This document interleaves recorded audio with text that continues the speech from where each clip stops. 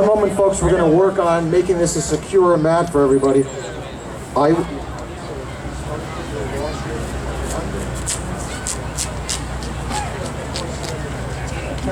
Let's hear it for John!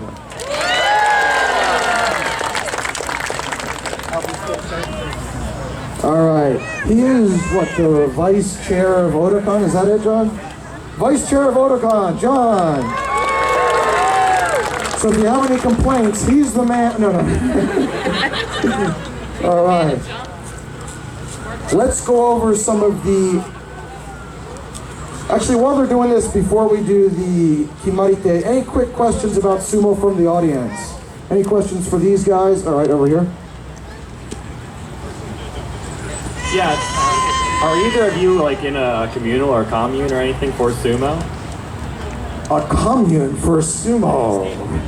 So yeah, in pro sumo in Japan, they have what's called a heya, sumo beya. It's like a team, or they translate it stable.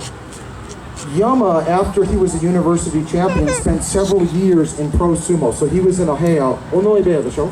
Onoi beya? Yeah, he was in Onoi beya. Very popular stable because his teammate was Baruto, who's a big Estonian guy. Not as heavy as him, but taller. So a very popular team they had.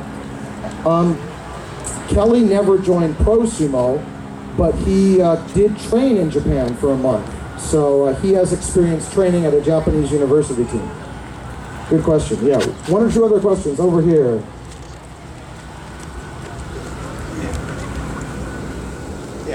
How much do they have to eat a day to maintain their weight? And like, what kind of foods do they eat?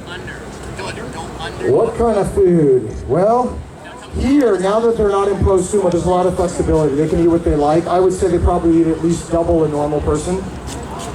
In Japanese professional sumo, I want to talk briefly about the lifestyle. When Yama was in pro sumo, just like all pro sumo wrestlers, he had a very, very rigid daily routine.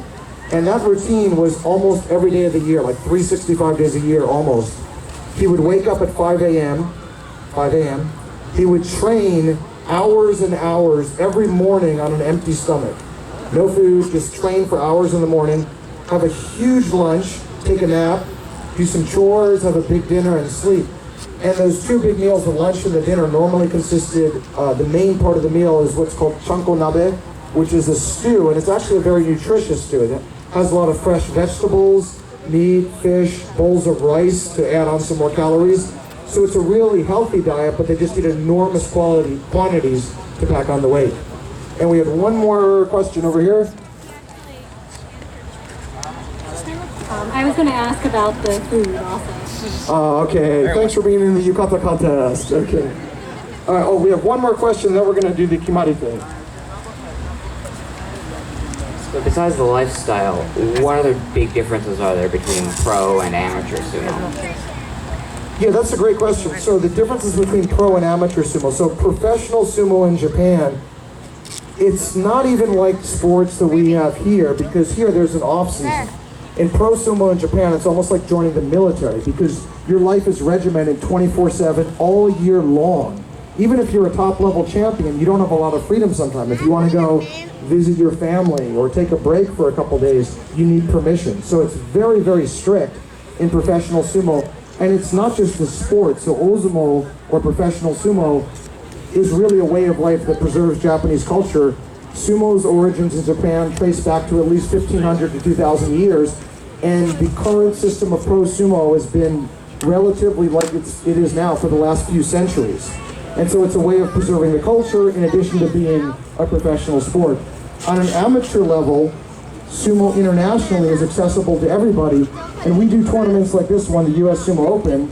We're actually going to have the 14th annual US Sumo Open in 1 month in the Los Angeles area. If you happen to be in Los Angeles September 20th, you can check out an amazing competition. Both these guys will be there.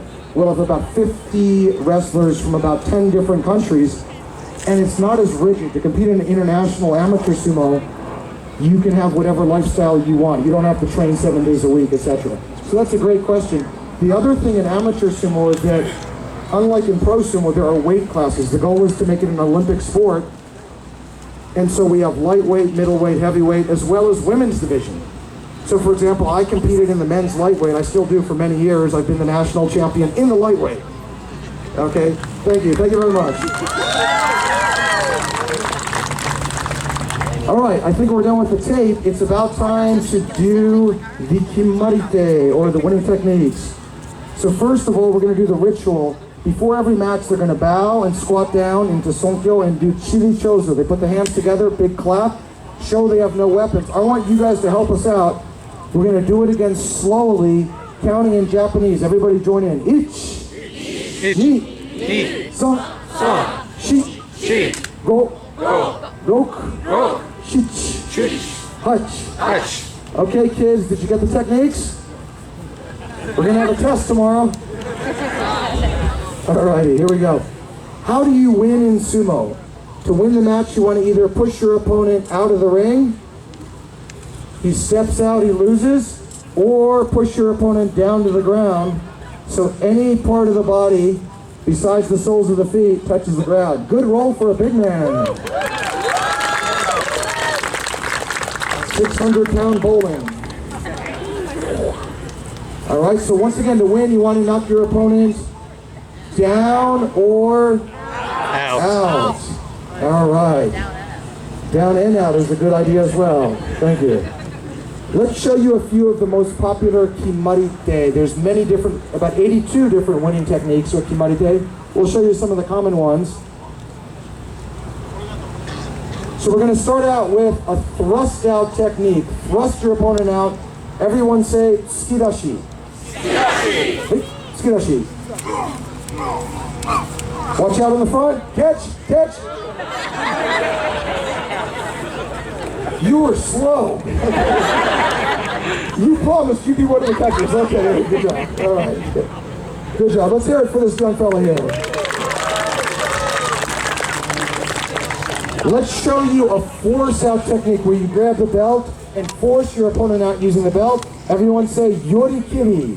Yorikiri. No, not harakiri. Yorikiri. Here we go, force out. Oh, he's out. Way to go. Who wants to see a 1-second match? Well, you're in luck. We're about to do one. Here we go. We're going to do hataki komi. It's too easy for him. Yamakate. Hey. Here we go. Hataki komi. You guys are laughing. You humiliated him. That's a bullfighter dodging a bull. Now actually, even though you guys like it and you're laughing, that's kind of a dishonorable technique. So instead of cheering in Japan, if you win by hataki komi, you might get a few boos or silence because you didn't really hit the guy head on. You want to hit first and then you could do some tricky moves. You guys got it? Let's do one more. Anybody want to see a throwdown? All right, 10% of you, that's good enough. All right, we're gonna do uwate nage. Uwate nage, guys, say it, uwate nage. Uwate nage. Or an outside belt throw, here we go, uwate nage. All right. Once again, big hand for Yama and Kelly.